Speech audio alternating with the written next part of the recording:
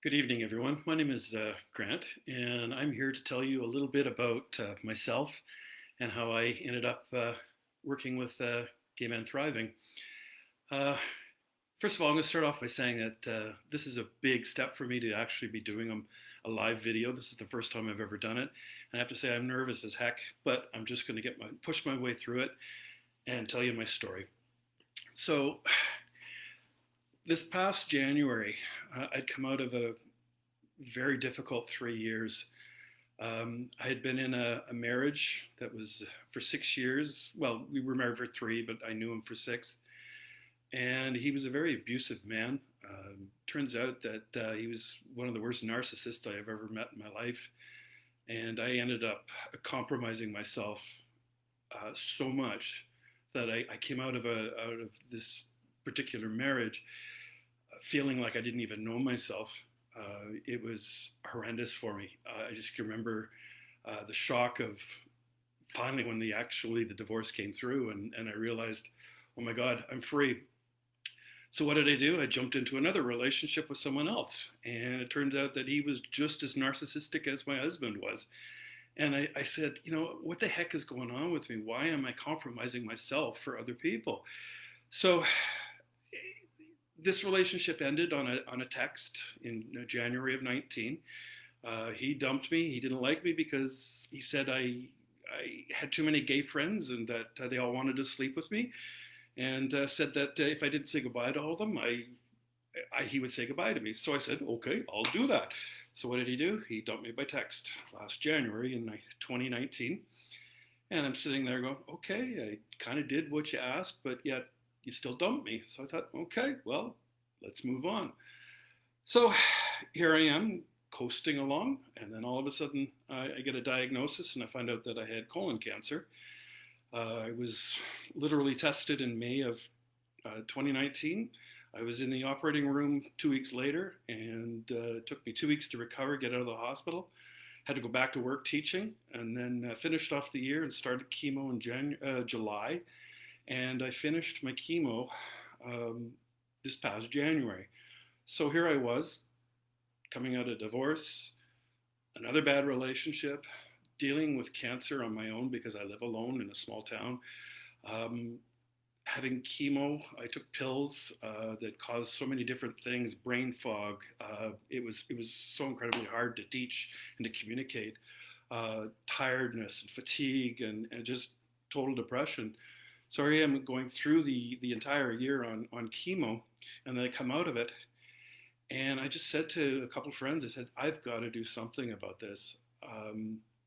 I've been in counseling many, many times over the year for various things. I'm a long-term survivor of HIV. I got through the 80s when everybody said you were going to die from 6 months after you were seroconverted. I got through that. I saw counselors for that. I had counselors for relationships. Why wasn't I succeeding? I had counselors for self-esteem, self-worth, all this stuff because I had such a horrible view of who I was as a person. So coming back to this January, I just said, I got to do something. I go and see counselors for one thing. They give you some tools, but it never seems to all come together. So like a lot of the other guys, I ended up coming across Gay Men Thriving by accident. And I have to say, I was a little bit skeptical because, I see this wonderful opportunity. I had to get a couple of friends to go and check it out and say, is this really legit? And they came back to me and says, Grant, we love you. You need to do something for yourself. And so I made the commitment, and I went for my call, and I ended up talking to Zach. And after about an hour and a half of talking to Zach, I knew I had to make the commitment. It was a tough decision for me. I think probably because I was so incredibly afraid to actually look inside myself and find out what it was that was preventing me from being happy and being energetic and all the things that I think I deserve in my life. So what did I get out of EAC? Oh my God, what did I not get out of? When I started, I was scared out of my mind. The first time I went on a call with the other guys, I was petrified, just like I am right now talking to you. the the possibility of actually sharing some of my stories and some of the things that I was experiencing and the pain and questioning like what the hell have I done wrong all this time, because I just keep running into these relationships. A narcissistic ex-husband, I had a drug addict before that who was addicted to crystal meth, and then I get into a relationship with another man who's just as narcissistic as my ex-husband, and I'm saying, like, what the hell is wrong with me? Why am I attracting all these people that are the exact opposite of what I want? um, Now, I have to say, I'm a caregiver, and I'm a school teacher. I'm a caregiver to my kids. I have been a caregiver to quite a few relationships, and I have given my all. And I gave everything of who I was as a person. And I think that's where I was going wrong. So when I say, what did I learn in EAC? Hell, I learned that number one, I am the most important person. I have to put myself first. If I can't take care of myself and I can't love myself, there's no bloody way that I could love somebody else and take care of them too. So, one of the things that I think I've seen the most and the biggest change that some of my friends have said about me is that I'm not shy. I'm willing to express my opinions. I'm willing to start looking at myself. I'm willing to actually sit down every day and do my daily growth, to tell myself, you're worth it, Grant. It's really worth doing the work that you're doing. And I have to say, a lot of the other guys have said the same thing. There is a lot of work that you have to do. I'm not kidding you. It is not an easy thing to look inside. I had to look at things like fear of rejection. I mean, it's a big thing that's always been part of my life. I've had fear of being rejected. Dating now as a 57-year-old man, I was afraid to go back dating. Fear for rejection of any possible ideas or even having a relationship that I could have that would be a relationship of my dreams. Incredibly afraid of judgment. uh, there were days I couldn't function in my relationship with my ex-husband because I was so fearful of being judged just for being me, or speaking out for something that I thought I needed. And it was scary. So going through the EAC course, I started looking at fear of rejection, fear of judgment, learning to trust myself, um, building up my self-worth. I just recently completed my alter ego project, and it's basically a project where I dream about all the things that I would like to be as a person. And voila, all of a sudden, all those lists of things that I'm saying, this is what my alter ego would be, are actually the things that I have the capability of doing myself. And it's been an amazing experience for me because I've had friends say to me, come on, Grant, you're shy. You're in these groups with us and you're talking and you don't seem shy and you always have something to say. Well, I had to get over the fear of rejection. I had to get over the fear of judgment and just say, to hell with it. I'm going to communicate and I'm going to say what's on my mind, and I'm going to start taking care of myself.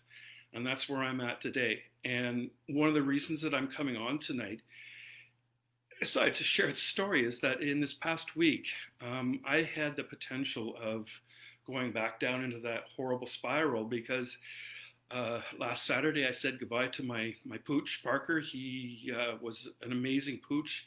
He and I were together for over 12 years. He was an adorable dog. He was my best friend. He cut through 3 failed relationships with me, and the dog was amazing, unconditional love. And I'm thinking, hell, if I could have a partner who is unconditionally loving like that, I would be made for it. So anyway, I had to say goodbye on Saturday, excuse me. So I've been dealing with that. And then this Tuesday, I get a call from my family, and my older brother had a massive heart attack and died on the spot. And so here I am dealing with the loss of Parker, dealing with the loss of my brother, and I'm sitting alone in COVID. I've been alone since March. I just finished school. I've got a whole summer ahead of me, and I don't even know what I'm going to be doing. So I'm sitting here being a little lonely, and I'm going, oh my God, how am I going to get through this? And it just dawned on me, EAC gives me the tools to push through this. My energy level, even though I'm suffering from the loss of my dog, for my brother, my energy level is still up here. Whereas if before it would have been down here and I'd be lying on the couch watching Netflix and doing nothing else. Now uh, I'm out and about. I'm communicating with people. I talk to people every day on FaceTime. I've got some fantastic friends that I've met in EAC.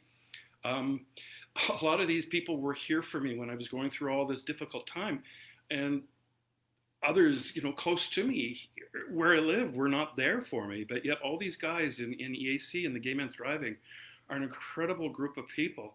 And I know that when I go on EAC calls and we do some talk, and I know that I can safely go in and talk about what I'm dealing with and what I'm going through. And it is amazing for me because it's a family. So that's pretty well all I wanted to say. I think my biggest hope, and I think that the biggest thing that I've taken from this is that self love is not selfish. I have learned that I can love myself and I can take care of myself. So when that Mr. Perfect comes along for me, he's going to get a perfect man. He's going to be, he's going to get me for who I am, and he's going to want me for who I am and not want to change me. And I'm going to feel the same way. So I'm just going to be positive. I'm going to go high vibe. I'm going to go high energy and say, I'm going for it. I'm not going to give up. So that's pretty well all I want to say. If you want to private message me about anything else about joining, all I can say is if you are willing to work on yourself, you are willing to make a change. This might be, and this could possibly be, the way for you to make some changes. I know if I can do it, anybody can. So I think that's it. I want to wish you all well, and thank you very much for listening.